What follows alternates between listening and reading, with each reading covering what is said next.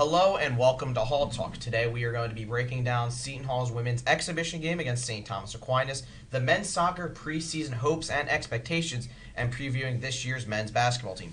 I'm Ryan Henry, and this is Hall Talk.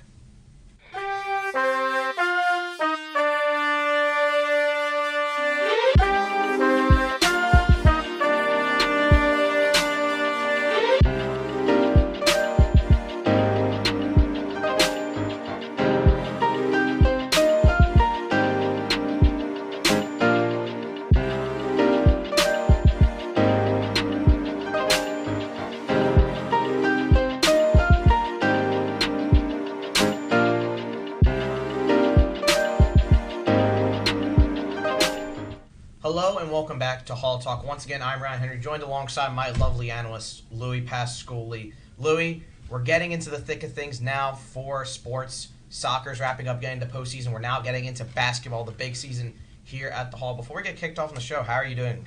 Well, I'm doing great. We have a little bit of a sports equinox of our own here. It's happening in the professional world. It's also happening in Seton Hall's world as well. I'm excited to be talking about it today. Yeah, there's definitely a lot to get into, but starting off today's episode, the Seton Hall women's basketball team last night took on St. Thomas Aquinas, winning by 101-51. This was only an exhibition game, not counted towards their regular season schedule, but it's a nice warm-up game. Got to see a lot of familiar faces, but also some new faces. But before we get more deeper into the game, Louie, what were your general thoughts on this game? Obviously, this is a bit of a warm-up for them, but I think there's still some takeaways you can get from this game. Well, I was just going to say I was very happy to see them win and to see them win huge because in the past we've seen Seton Hall struggle with having some leads. They've also struggled with closing out of games. So to be able to see them go up early, hold the lead for the entirety of the game, and not let off the gas pedal, that was my biggest takeaway for this one. I think, as you said, it's kind of like a warm-up game. Unfortunately, not unfortunately, that was actually useful, I should say, that it's a warm-up game. And going forward, I think this will provide momentum going into the out-of-conference schedule that they will have soon. Yeah, one of the few times the Pirates have scored over 100 points a game. And like you said, even though it is only an exhibition game against a Division II opponent, just getting that season off on the right foot because they do have a very, very strong non-conference schedule, which we will get into a bit later. But were there any particular players, especially some of the new players, there's a lot of roster turnover from the previous years. Are there any newcomers in particular that really stood out to you? Yeah, for me, I say Kay Satterfield, who tied the lead for scoring with 18 points. She came from Xavier. Now she's on the good Big East school, not the rival Big East school. So I think her impact will be felt throughout the rest of the season. Obviously, good showing from her in the first game. We'll be looking to see if she can continue that with games going forward. But to tie Lauren Park Lane in scoring is always a big deal, and she did a good job of that. Yeah, Kay Satterfield was really impressive in last night's game. Almost got a double-double. I'm going to shout out Shaylin Pinckney, the freshman actually from Connecticut. Women's Connecticut Player of the Year, had 17 points, especially with a team that doesn't have a whole lot of guard depth with the loss of Maya Jackson from the previous season.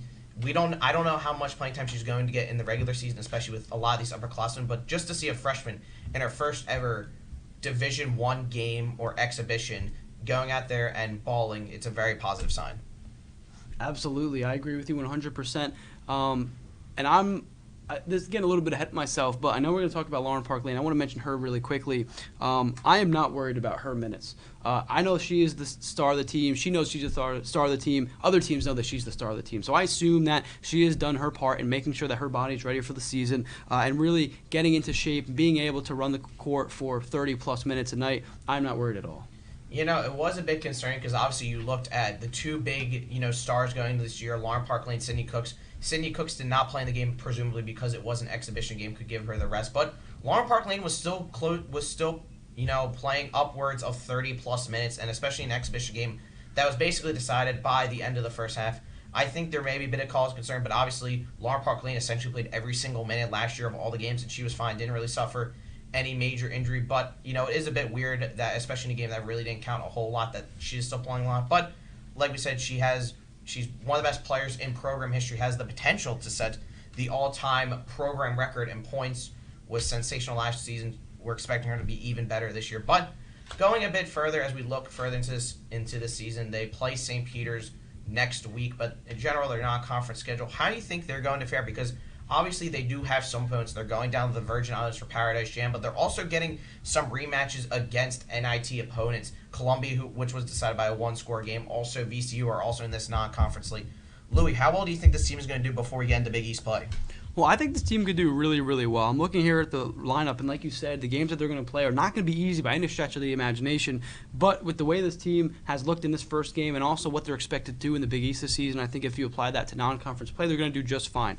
They have St. Peter's first, like you said, which is kind of a narrative game because I feel like now, whether it's men or women's basketball, Seton Hall is forever linked with St. Peter's. I think they can win against them. Rutgers is a rivalry game, so it's really that's a toss-up. I mean, it doesn't matter how good or bad the teams are. It's always going to be a close game when it comes to Seton Hall versus Rutgers. I think we could win that one, though, as well. Now, like you said, Columbia, VCU, 2 games after Princeton. I think that, Seton Hall won against them in the NIT tournament. They very well can win against them here in non-conference play now. Wisconsin and Georgia will be a test, I think. They're both 2 very good basketball programs, but I think we could see, looking here, it's 7 games. I think we can see them winning anywhere between 4 and 5 of those games. Yeah, I mean, there's a very strong possibility that they can go out of this non-conference slate playing very well. I mean, like you said, there are some tough opponents. Rutgers is always a tough out, especially just given the rivalry that those 2 schools have. And then you look, Columbia and VCU are definitely going to be looking to get some revenge from their close WNIT losses. And then you look at Wisconsin and Georgia. Those are 2 Power 5 schools, Wisconsin, the Big Ten, and Georgia from the SEC. Now, while I do think this is a very talented team, like you said, I wouldn't be shocked if they go, let's say, like 4-3, 5-2 in that non-conference slate. But, this is a very motivated team. Obviously, they thought they could have made it to the NCAA tournament last year. They got snubbed, and then they made it all the way to the WNIT finals. This is a very determined team from what I've heard from Coach Bozzella and the crew. So it will be interesting to look out for. But now shifting over to other sports, we're heading to the pitch for men's soccer. The Seton Hall men's soccer team is back in the Big East tournament. They picked up the 2nd seed, earning a bye in the Big East men's soccer tournament. They will be hosting either the winner of Xavier and Creighton. Now, there was a lot of turnover from Seton Hall's team last year. We know about the 2021 team, a very disappointing crew, especially given what happened in 2020. But they came in this year. Seton Hall managed to once again defy the odds. Had one of the best records in program history, going 7-2-7, including a program record of unbeaten games. But how did they just get it done? Because you look, there was so much turnover. There's still some people, especially from that 2020 Big East team, but there's also a lot of newcomers, Louie. Yeah, well, I have to say it's going to be passing, and passing coming from the midfield. I spoke about it on a previous Hall Talk, but I genuinely believe that's one of the strongest parts of this team. Whenever I watch them play, I love watching how they can pass and facilitate the ball throughout basically the entire field. They use the flanks. They also will play up through the middle of the field. It's really amazing to see. I think more college teams need to do that. Seton Hall is doing a fantastic job, and that's why they only have 2 losses on the entire season. 7 draws, a few of them could have been wins, a few more of them could have been losses, but to play so many games and only have 2 losses, that's great. I think it sets them up very well for them to go into the conference or the Big East tournament as well. As you said, they got the bye. They are the number 2 seed, and like I said, it's players like James Boo, Pavel Ricky-Jarvi who can come off the bench and provide a bit of a spark. Andrea Borg as well, who's a very fast, very quick, skillful player, who all play in that midfield or on the flank, and who all can pass the ball very well. So that's what I think is the best part of this team. Yeah, I mean, like you said, their passing is once again sensational, but I'm also going to highlight their defense. You already mentioned Andrea Borg, but there's guys like Luka Don, Johannes Peck from those Suns, and then you have guys like Constantine Johannes, who came into the program this season and have already provided instant impact. You talk about that back level. Seton Hall's done a very good job preventing scores. There's a lot of reason why they had those 7 ties, just because they're only allowing minimal shots, and then, it just makes life difficult for the opposition. And I think we also have to give credit to Andreas Lindberg, the head coach of this team. Obviously, given what happened last year, a lot of teams maybe could have collapsed in that situation, but he was able to retool the roster, rework his philosophy, and Seton Hall may be gunning for another Big East championship. And now, obviously, before they get to that championship game, they have to play either the winner of Xavier and Creighton. We were talking about, actually, just the scenario for Seton Hall to get the 2nd seed. Xavier was in the driver's seat against Butler, and all they had to do was win the game. They were up 3-2 going into the 89th minute, and they gave up the goal, and it ended in a draw. So, out of those 2 teams, Xavier and Creighton, they both split again, or they both tied in the one match they played against each other. What team do you think is Seton Hall more likely to beat? These obviously 2 very competitive teams, especially in the Big East, but is there any matchup you particularly favor over the other, or do you think they match up well against either team? Do I dare say they match up well against both teams? I mean, this is one of the best Seton Hall teams, as you said, historically, probably ever, with only having two losses like we had mentioned. I think, though, for matchup-wise, it would be Xavier, only because they're coming off an absolutely heartbreaking draw, which, they very well could have gotten that bye, that highly coveted bye, but no, they ended up drawing. So that really could play a toll going forward into the tournament. So I think for matchup sake, it would be Xavier Xavier just based on the context. But in terms of like the teams, how they stack up, I think the Seton Hall's team stack up against any team in the Big East, and it won't matter who's in front of them. They're going to go out and play. They're going to go out and try to win, and they're going to pass the ball very well, as we talked about. Yeah, I mean, like you said, I think they match up both with our teams. I mean, if you're looking at, a couple weeks ago, you'd say Creighton was obviously the more favorable match, but like you said, Xavier's been kind of bit on skid, conceding 6 goals in the past 3 games. It's usually a team that is very focused on its defensive effort. They had 6 games they conceded 6 goals in their previous 7 matches, and now they've done, that same amount in just a 3-game span. But like you said, it's going to be competitive either way, and then if they do, end up beating either one of those teams, they'll be in the Big East Championship. Do you think this team has a legitimate shot to win? We talked about, they did win only a couple years ago. There's some different parts, especially on that front line. But what do you like their chances, especially in a Big East Championship game? I absolutely think that they have a chance to win. I mean, I think that those that were there in 2020 still feel like they missed out a little bit. And so I think that can carry over, and those that were not there can learn from the veterans of the team who were there. So I think that they still have some unfinished business to do, because I think their sights are set on a little bit higher than just the Big East. But you have to worry about the Big East first. You cannot get caught up in having that bye. Don't want to come out rusty. Don't want to come out flat. So in the 2 Big East games that they have, they're going to it's imperative that they do well, but I really think that they have a chance to win it all in terms of the Big East. Yeah, and you can say this team is performing with a chip on their shoulder, because you talk about, just the drastic, difference between that 2020 and 2021 season. And, a lot of people tried slaying that 2020 season because it happened in the spring. There was a limited amount of games. It wasn't a complete, true, full season. So even those guys that were part of that 2020 team that went on to go to the Elite Eight, they still feel a bit slighted. They feel like, they didn't really get the respect they deserve. And now they can really gun and show them that they're still in elite core and they're still here to stay, winning 2 Big East titles in 3 years, especially with Georgetown, who's just dominated the conference for as long as either of us can remember, could really be something special. But they obviously have to take care of business first of all. But shifting finally to our last sport, we're going to talk about the men's basketball team. Men's basketball team is set to make their season debut. They're under the new regime of Shaheen Holloway against Monmouth on Wednesday. Obviously, a lot of expectations going into the season. Probably the most hyped for any Seton Hall season maybe in the past decade, maybe even longer. You just think about all the narratives with what Shaheen Holloway did at St. Peter's, and now coming over as a former alum. What are your expectations for this team? Because there's just been so many changes. I mean, you look at who's gone: Bryce Aiken, Jared Rhoden, Miles Kale, Iko Biagu. These guys are now all gone. It's basically a fresh slate, except with a few exceptions. How well do you think this team's going to do, especially given in a Big East conference, which has a lot of uncertainty? I think they're going to do well. I really like Shaheen Holloway coming to Seton Hall. When St. Peter's was making that run, I was really hoping they didn't make it too far where Shaheen would go to a little bit bigger of a basketball school. So I'm very happy he went back now and is with Seton Hall as a coach. I think that they are going to do very, very well. As you said, it's a very tough basketball conference, but I really like Shaheen's offense and the sets that he has. I think this is a chance for Kadari Richmond, who I'm going to talk about a little bit more later, but a chance for Kadari Richmond to really show out, to really prove to the NBA scouts that he is worthy of being drafted very high, and to run this offense at a high level that Shaheen would like him to do. So I think that I'm not going to put a direct, number in terms of where they're going to finish or say, oh, they're going to go this far, but my expectations are very, very high for this year at Seton Hall basketball.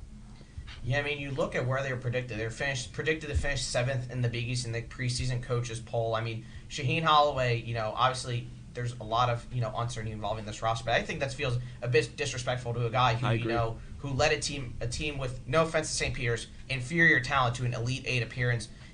Looking at what he was able to do with the guys like Doug Eder, Casey Deffa, who's now on the Seton Hall Pirates, I really think, there's potential for Seton Hall to finish in that top 4 in the Big East, sneak into a March Madness tournament. But, there is obviously some uncertainty there, but I think regardless, it's just going to be exciting to watch. I mean, Shaheen Holloway coming home, I think there's going to be a lot more creativity in the offensive and the defensive sets. I'm really excited. We'll talk a bit later about Casey Deffa, who did come from St. Peter's, what he could do just on the offensive end in terms of a screener, but then also on the defensive end. He was the Lefty Drysdale Defensive Player of the Year. He has so much versatility on that end. But we talked about what they can do. Obviously the expectations are high, especially given the pedigree Shaheen Holloway's had. But is there any one particular player? I know you mentioned a little bit about Kadari Richmond. Is there someone you're really excited to watch for this season? So I have 2, and I'm going to start with Kadari because, that's the guy. Seton Hall is going to bank on him every single possession, basically, in order to run this offense like Shaheen wants him to. Scouts have been showing up to Seton Hall games last year. They're going to continue showing up this year. If that's true, then Kadar Richmond is going to have to play well if he wants to get drafted in the NBA. And if he plays well enough, that means that Seton Hall is going to do good. It's a fairly simple equation. I think Kadar Richmond really could take that next step. Last year we saw him. He played well, but he didn't play well for entire games. He showed flashes, and I think this year instead of flashes, it'll be more of stretches, and then it'll turn into entire games, which is exactly what Seton Hall needs, because when you have a guy where you focus the offense around, obviously you want him to do well. It's kind of like the Jared Rhoden aspect, where like for shooting purposes, Seton Hall would rely on Jared Rhoden, needing him to do well. When he did well, the team did good. When he did poorly, the team did poorly. It's a reflection of him. So I think the same concept is going to apply for Kadar Richmond. Now, also, a player I just like watching, Jameer Harris. He's a great dude. We had a chance to interview him at the Big East Media Day. He just speaks from the heart. We asked him questions. He just truthful. He's honest. He just seems like a really good dude. And also, he's got an absolute clutch knee, and that guy does not miss when Seton Hall needs a bucket, or needs a three, I should say. He bangs out every single time, it seems like. So I enjoy watching his play. I like his play style. He's fast. He also fights hard for the ball, those 50-50 balls. He tries to get every single one that he possibly can. So I'm also excited to watch Jameer Harris play as well. Yeah, I mean, going back to what you were mentioning on Kadar Richmond, I mean, obviously the sky is the limit for him. He was coming in last year, he was touted as a potential NBA prospect. He has ups and downs, but now he's now the focus of the offense. Last year he was playing behind guys like Roden, Kale, Aiken. Now he is the center of attention. I'm looking for him to be more aggressive on the scoring front because, like you said, there was bits and pieces, especially in that UConn game where he just erupted. But it was really just those bits and pieces. You never saw Kadar Richmond really pop off as a scorer consistently. Now he's asked to be the guy in Seton Hall. That's something very interesting to look out for. I'm going to spotlight another guard. Probably his running mate, al-Amir, the Clemson transfer. This guy is an absolute shooter. Great creating off the bounce, or creating his shot off the bounce. John Rothstein, a famous NCAA men's basketball reporter, has been absolutely adorifying his game, just absolutely in love with what he can do. And I saw him when I was watching that scrimmage. He showed a lot of ability, especially as a shot creator, and especially with those guys gone, I mentioned before, they need some more shot creation, and I think al-Amir is really going to be a source of that. And I mentioned him, another guy I want to spotlight, I mentioned him before, was Casey Ndefo, lefty Drysdale Rain, Defensive Player of the Year. I'm not entirely sure if he'll be a star, but I could definitely see him as that energy sixth-man guy off the bench, someone who can come in, grab rebounds, just be a pest. Going to be great defensively. He stands at 6'8", but he can essentially guard almost every possession. I saw him in the scrimmage. He was locking up Kadar Richmond for a couple of possessions, and we know how great Kadar Richmond is, off the bounce. So I'm really excited to see that. That'll do it for us here at Hall Talk. Once again, I'm Ryan Herring, joined alongside the lovely Louie Pasculli. Come back next week where we will break down the opening games of men's and women's basketball and the Big East tournament for men's soccer. Take care and have a nice night.